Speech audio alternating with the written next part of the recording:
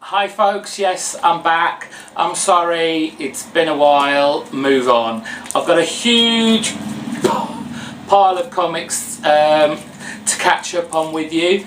I don't know if we're going to manage this in the full 10 minutes, so we could have a two-parter on our hands. So let's kick off. What's been going on while I've been away? Well, Green Lantern came out, a new series, and I'm really enjoying this. I know not great deal about the Green Arrow, but this was a nice introduction. Obviously I know about the whole Star City with the big woodland forest area right in the middle of it from reading Brightest Day. We'll get onto that a bit later, but this was a real enjoyable read. Issue 2's already out as well, and that ended in a bit of a cliffhanger and is really good. I'm not too keen on the artwork at the moment. It's not really like hit me, but I'm going to stick with this for a while and see where it leads me. Yes. Oh, can you not tell I'm not used to this for a while? Zatanna, we're up to issue 3 now. Love this. Again, I've seen her in bits like the Books of Magic. I've seen her a few guest slots in like Justice League.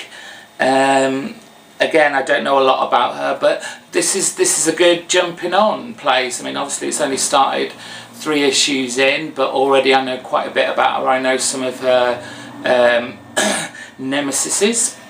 Is that a word? The artwork's great in this. There's some nice little funny moments. This issue 3, stacked with action. You know, first page seems quite normal, as if nothing's going to happen, then bam, you're right in there. There's magic flying all over the place, there's people getting kidnapped, there's rescues, there's deals, and of course at the end we have a kind of resolution, happy ending. Keeping going with this, definitely. Let's go into the realm of Batman. Batman and Robin. I haven't a clue what's going on here. The whole Simon Her, Bruce's dad back from the dead, is he? I don't get all that. I've only recently just come into the Batman universe. I do get a lot of the trades now. From way back when. I probably still won't understand what the hell's going on, but I am loving it. The only thing I don't like about this so much is old Irving's artwork. Not really my type of art. It clashes with my reading on this, but hopefully I'll get used to it, or they'll get someone else drawing it and I will appreciate that a whole lot better. But interested to where this is eventually going to end, given we got the return of Bruce Wayne very soon.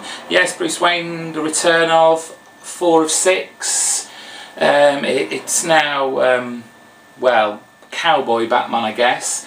Issue where he doesn't speak a word. This is actually quite good. There's lots of little tiny bits in there that you have to notice, all the Batman paraphernalia that keeps turning up. You know, the Batman, the Superman, the Wonder Woman, like little symbols keep turning up throughout this series. I'm excited to see how this ends and how we eventually get the real Batman back into our universe here. This is probably for me the weakest so far of the issues. I don't know whether that's given Batman doesn't talk very much in it or or not, but we'll see how it goes. Batman Odyssey. Right, what can I say about this? Nostalgia's all very good and well, and we have Neil Adams doing the whole thing basically. Yes, Neil Adams redefined Batman artistically back in the 70s. He's a huge name, everyone seems to think he's a genius. I don't know what was going on. I've got no context for where this sits within the Batman chronology. I don't know The Robin, which Robin's this? I probably have to read it again, but you know what, I'm not going to bother. Wasn't impressed with the art, wasn't impressed with the story, very confused. I really wouldn't pick it up. If you want to see Neil Adams, go and buy a trade from way back when. You know, pick up some back issues, I'm sure they're very cheap. And read him when he was at his height. This seems an incredibly big indulgence, to be fair. And you won't see me reviewing this again, I'm not picking it up. What I will be picking up and continue to pick up is Red Robin. Fabian and Marcus have just made this one of the best titles that DC's putting out at the moment. The artwork is a joy to look at. The storyline twists and turns as you go along. The whole Nick Drake, Vicky Vale finding out who all the Bat family is, all their secret identities, and so Drake tries to put her off the scent, and what we first think, you know, he's going to die, pretend to die, but he's just put himself out the picture for a year, supposedly, so he can continue on with his Red Robin persona and put Vicky Vale off the scent. Love this, love the whole hit list. Pick it up. Onto the Ultimate Universe, we've got Ultimate X. Now here's an Adams that I do like looking at. Arthur Adams' artwork in this is just pure eye candy. It's so detailed, but necessary. It's a necessary detail. It's not just there, and it doesn't clutter up the page. When you look at it, there's so much to look at and appreciate. The storyline, I hope it picks up a bit more. Yes, you're introducing these new characters, these new mutants,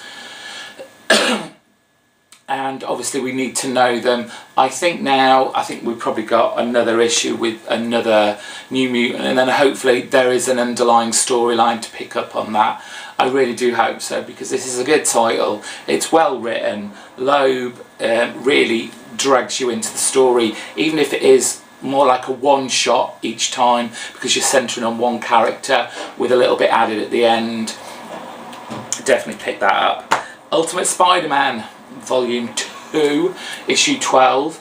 Well, Peter Parker's identity has been taken by the Chameleon, and he's starting to figure out who Peter Parker really is.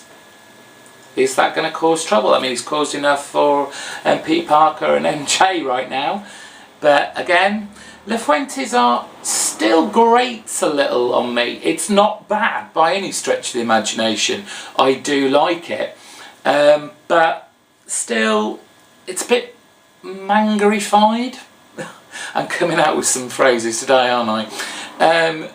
He needs to turn it down a little bit, maybe put a new artist, see what they can do with it. Again, I'm not hating the art, but it's distracting at times. Plenty of humour, plenty of real, you know, we're talking Bendis, he's a middle-aged man, yet he seems to be getting to the psyche of teenage boys and girls so well, it is quite scary at times. The X-Men, they've got another new title. Another new #1 to look out for, which for me is quite good. I used to be a huge X-Men fan, used to collect quite a lot of the titles, had a huge break from them, didn't want to go back to the old titles, so it was nice to have this started. So it's X-Men basically against super vampires. The team is looking good. I don't recognise a couple of the characters because obviously they've been introduced while I've been away. But I'm looking forward to seeing how this pans out. Finally for this section, because I'm running out of time, my 10 minutes is nearly up, Astonishing X-Men. I can't even remember what's going on in this storyline. It's interesting, it's nice to look at, but it's so sporadic when it comes out that I've forgotten what's happened, and sometimes I really can't be bothered to go back and read the last few issues or from the start of this story arc so I know what's going on again. So yeah, I really don't know what to say about this. It needs to come out more regularly and pick up some pace. So that's me out for this first part. I'm up to my 10 minutes. Come back for part 2 where you'll have some more goodies, specifically Brightest Day. Bye bye.